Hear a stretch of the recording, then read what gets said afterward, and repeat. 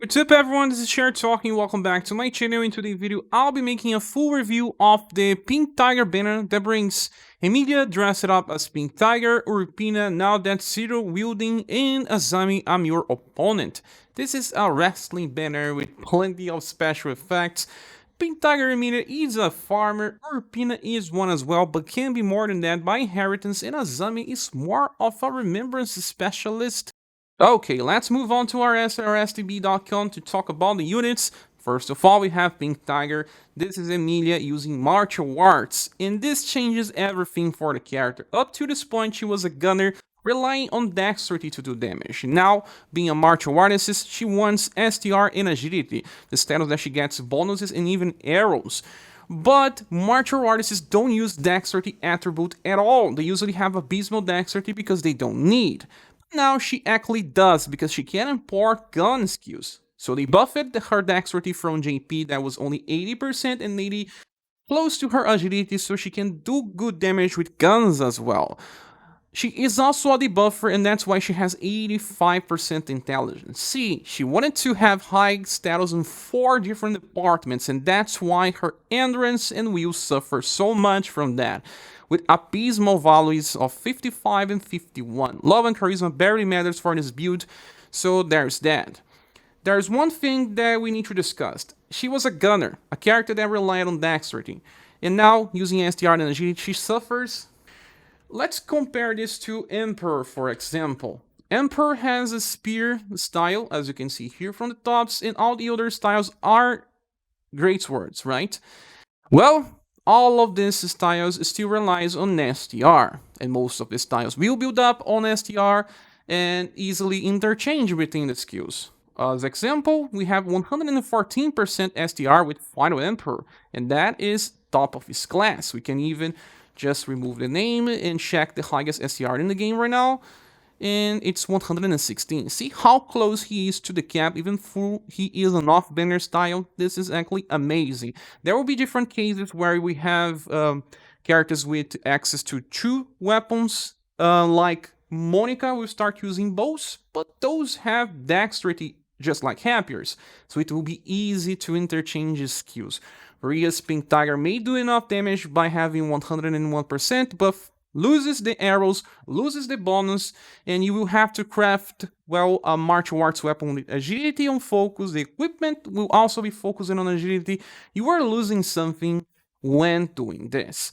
And this creates a problem, because the future version of Emilia after this one will go back in using guns, and her style does not have much STR or agility, limiting the potential of inheriting martial arts attacks. So this is not as good as a character like Emperor or Monica that will be able to interchange skills as they want, since they focus on a single attribute. Well, moving on to passives, we have Strengthened Bravery 3. When on full HP, damage increases by 15% and starts the fight with 13 BP, allowing her to use very powerful nuke on the start of a fight. Then the second one is M-Arts Prowess 5. When attacking with martial arts, damage increases by 30%. Well, from what I heard from JP, this will also work for gun skills, because you only equip a martial arts weapon with Pink Tiger. So when she attacks with guns, she probably creates an artificial gun to use. Still calculates damage like a gunner, but this passive still works since she is equipped with a martial arts. Then the last passive is called High Weak Tension, and damage increases by 20% and 15 more if attacking a weak enemy. That means 35 plus 15, 50%, and then plus 30, equalizing 80% when everything works. That means full HP and attacking weak targets.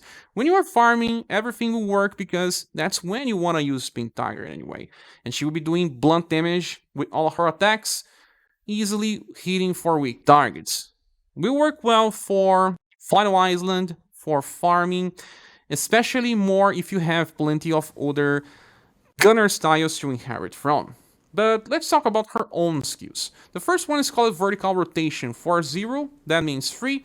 You attack with deep power and 12 mod, but there's no effect here. No STR bonus or any type of status ailments to help on remembrance. I wish it was more.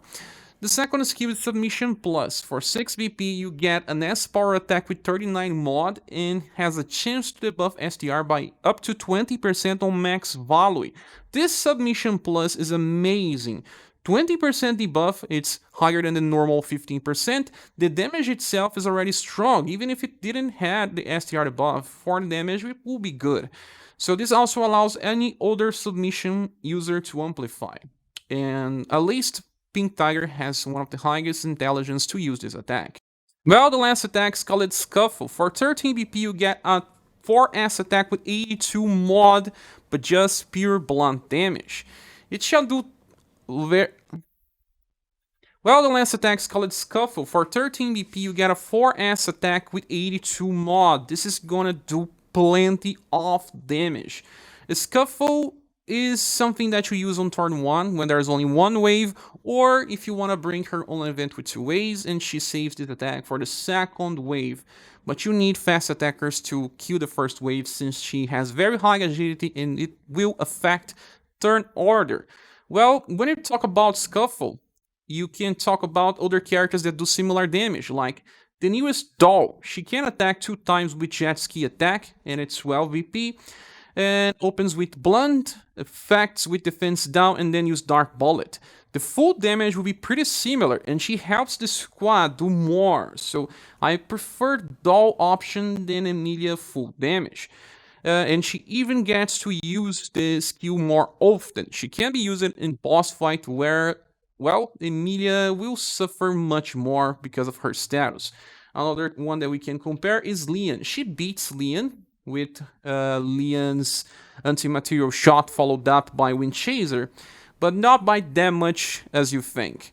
We can also check the damage on Naoroma SaGa. As you can see, it's here, 82 mod, beating many characters in the game. As you can see, the future version of Leon deals more, also much more BP cost. On the top of this, we have the second version of Genryu, but I guess it's good to look below and see who appears here. Like Socho has lower, well, don't care about Rufus because he's just so different. And Ellen, see, Ellen does slash and blunt and has 77 when compared to 82. Yeah, but we have much more damage patches with Emilia.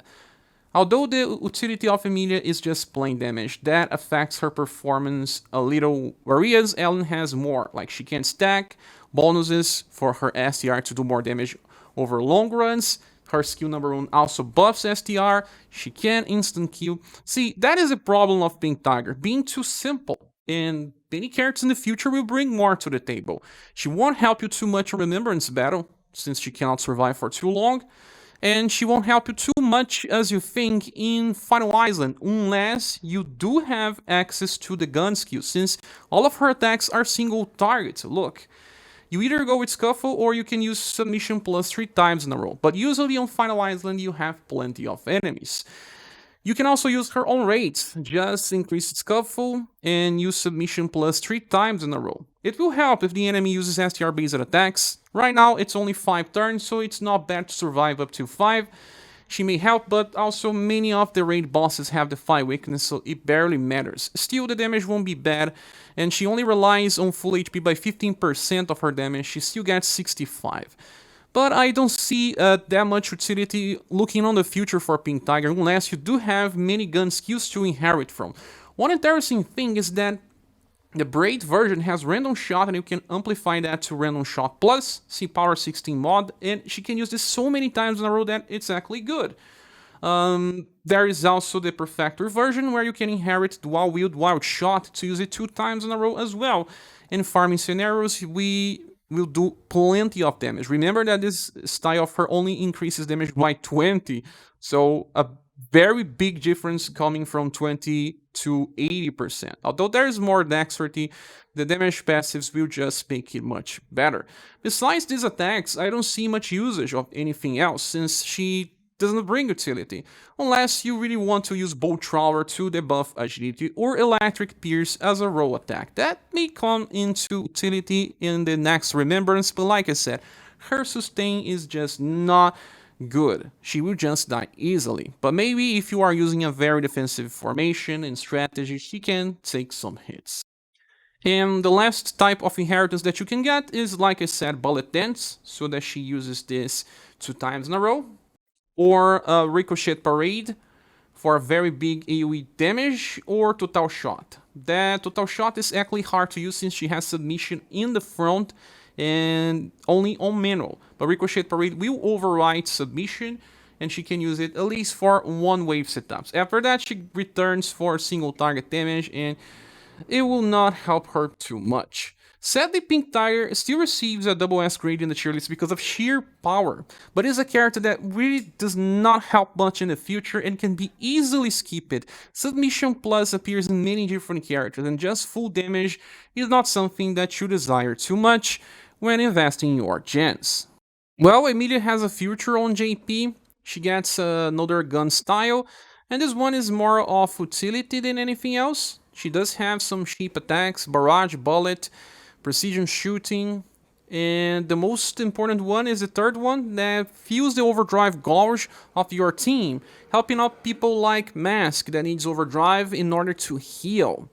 Moving on to the next character, we have Azami. I'm your opponent, going from other limited styles, ninjutsu to the fullest, and look, now I am a witch. Those are the most relevant ones, but she also had Weather Veil Arts from summer and Returning Your Kindness from Christmas, but this is a Ness style. Only light armor is important, and one of the tastes of ninjutsu are platinum.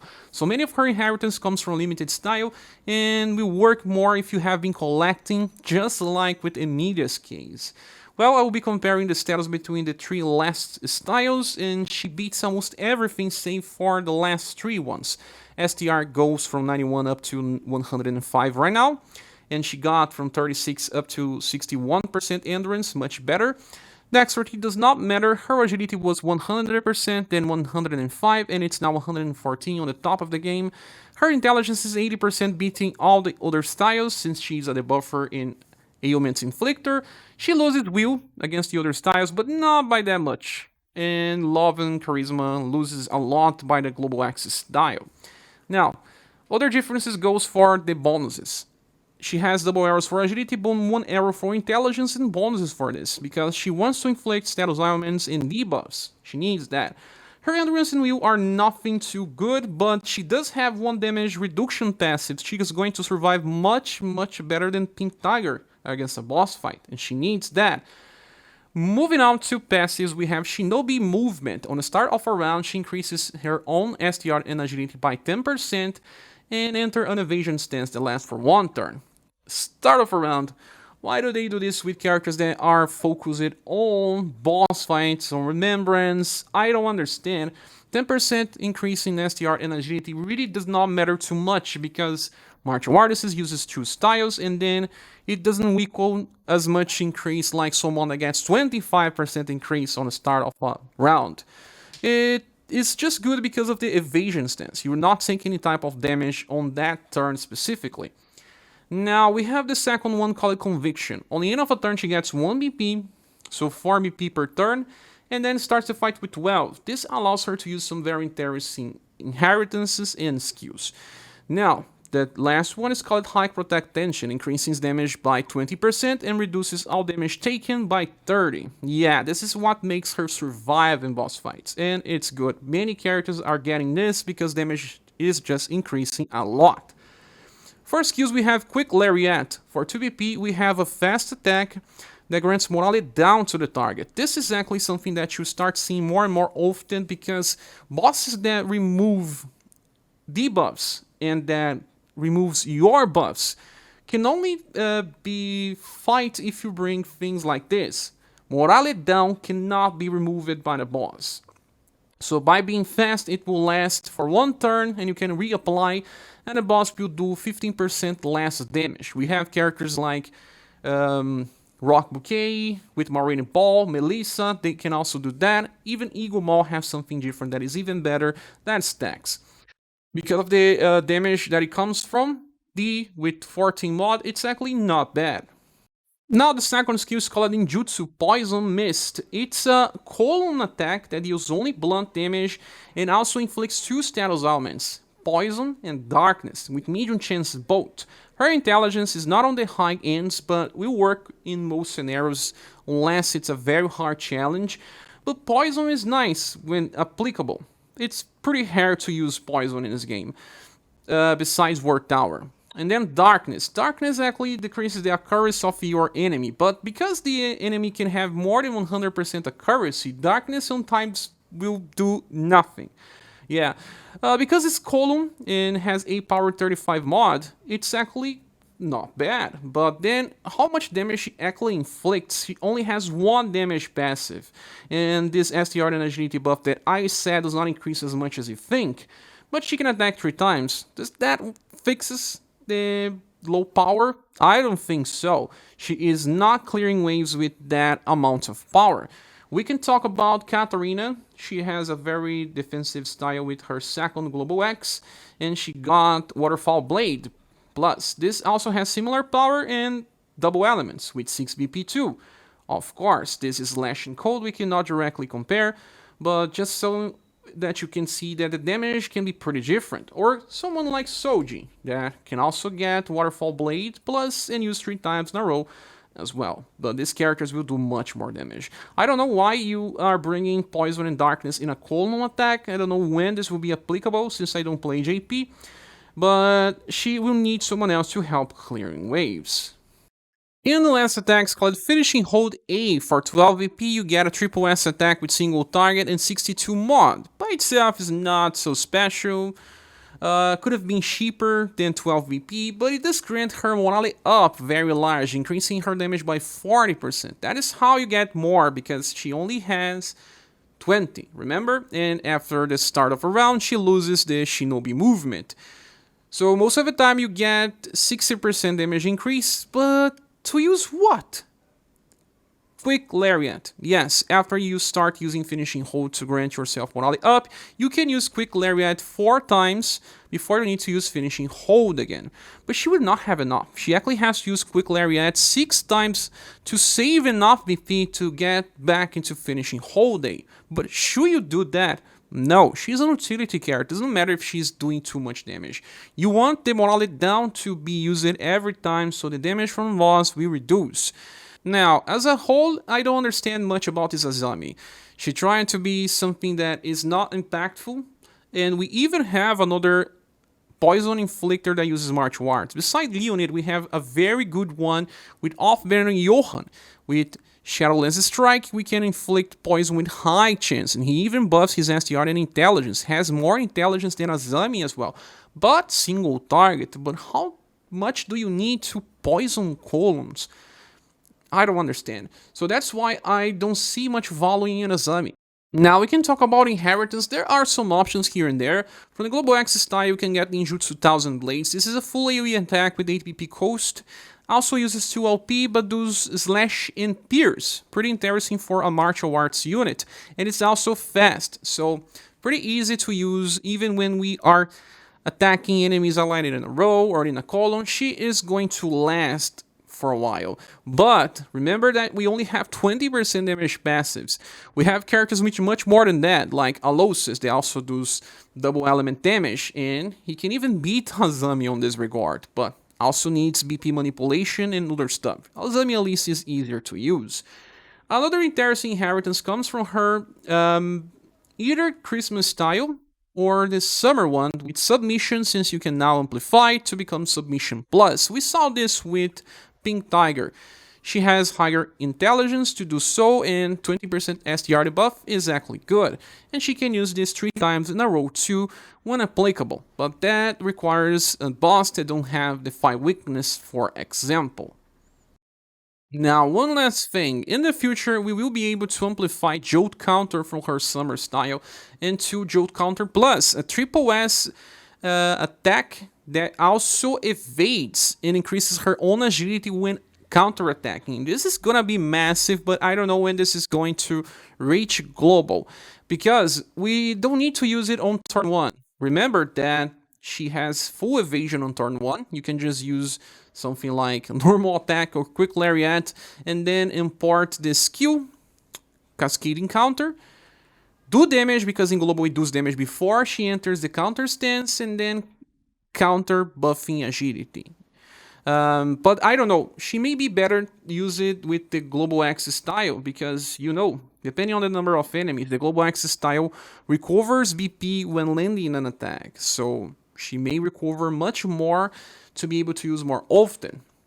But there is that. If you miss it out on the Global X, at least you have this option of cascading counter. With that said, this Azami will also receive a double S grade because of the sheer amount of things, high status, but both will stay in the low. They are not important and can be skipped. Now, let's talk about the last character, Urpina. And there are plenty of versions of Urpina in the game. Only 3 are limited. Now that's dual wielding, comes from her UDX spinner. I'm Ready, it's from Christmas, and now that's Cedar Wielding from Wrestling. As you see, we have much higher STR, beating all the 2 other styles, higher endurance as well, this is important. Her dexterity is lower than the UDX style, won't affect much. Her agility is pretty similar to the Christmas, but loses. Intelligence really does not matter. Will beats all the remaining ones, and love and charisma are similar, but lose a little. So Urpina is mostly a farmer, but will have some applications depending if you have inheritance. 111 STR is not the highest one right now, but it's pretty cool. Her agility on 91% is enough to make her attack before the enemy since she's not a fast attacker. Her endurance is higher than her will, and it makes sense because she can inherit Torrent to be a counter specialist and the best version of Urpina on doing that. Love and charisma are pretty bad, but she does not need to heal anyway. Okay. Double arrows for agility is easy because double arrows for STR can be found on her UDX style.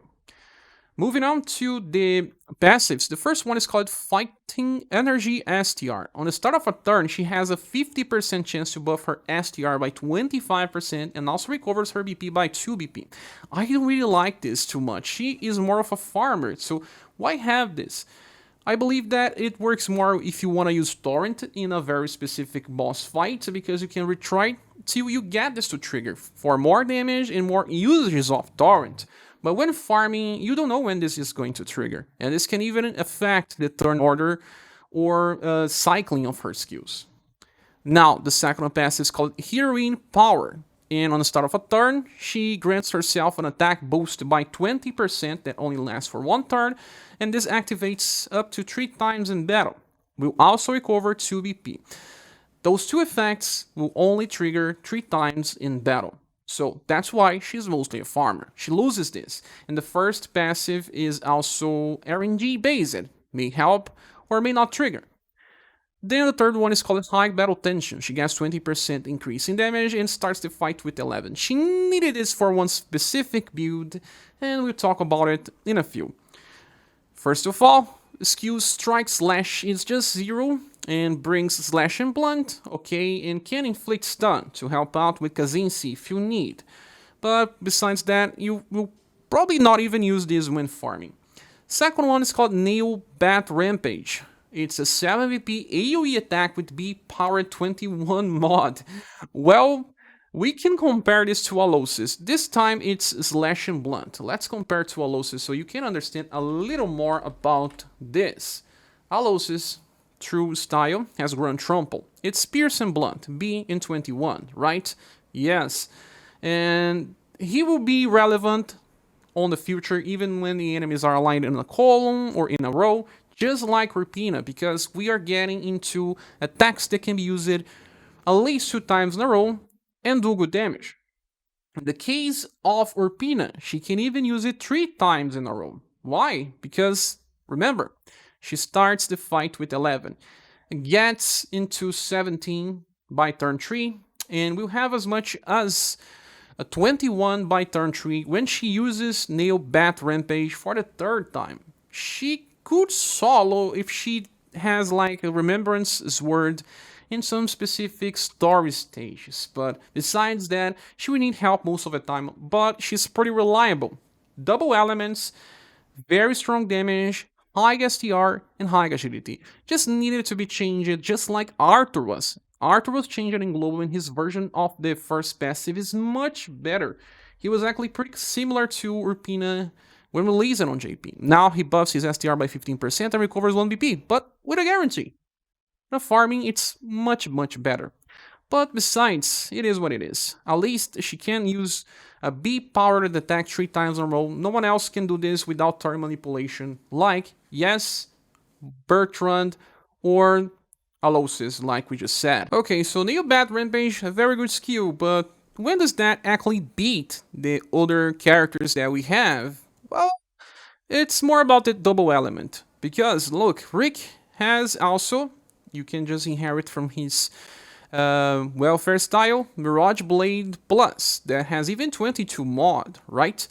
This is also something that you can already do with Christmas Urpina just by using the Mirage Blade Plus that she comes from. Now, there is also another character, Saruin. Saruin can also do similar. As you see, he actually has an E-power attack for 2 waves.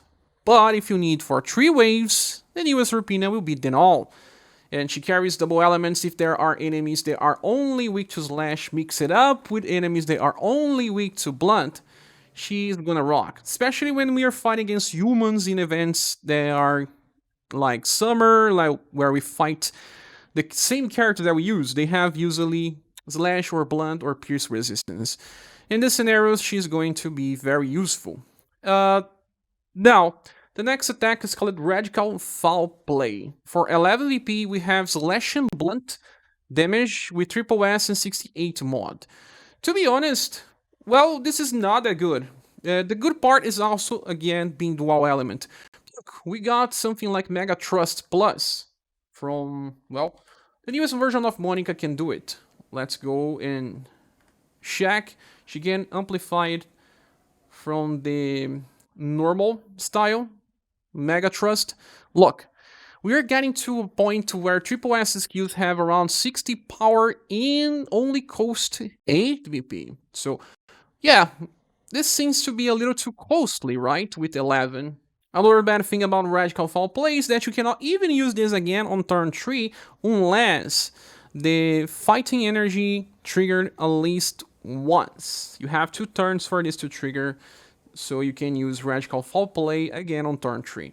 So there is a problem here, right? Yeah, she kind of relies on triggering her passive in order to use something like this. That is not even that special. So the best selling point is the full AoE cycle that she can do.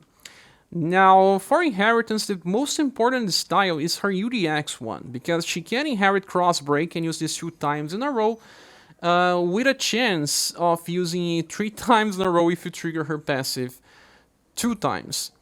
And we also have Torrent. Remember, Torrent is one of the best skills in the game. She opens doing single target fast attack with slash and then enters an evasion counter stance. She won't take damage from direct attacks, and any direct attack she will counter with dual torrent that brings slash and pierce, and each attack recovers her BP.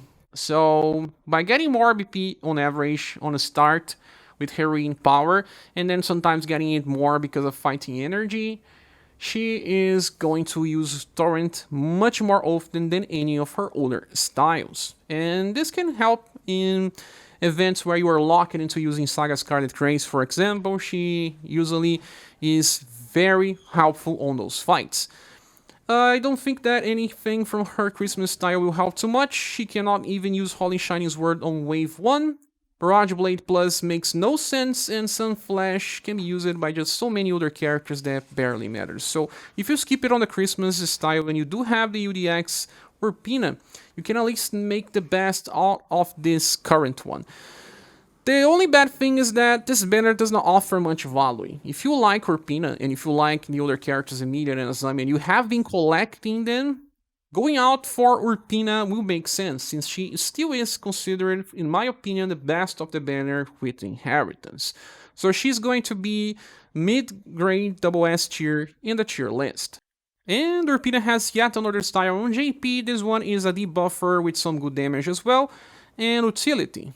Well, the first skill is a sheep AoE attack that debuffs agility. The opener is a stronger AoE attack that debuffs agility and intelligence with critical against devils and undeads.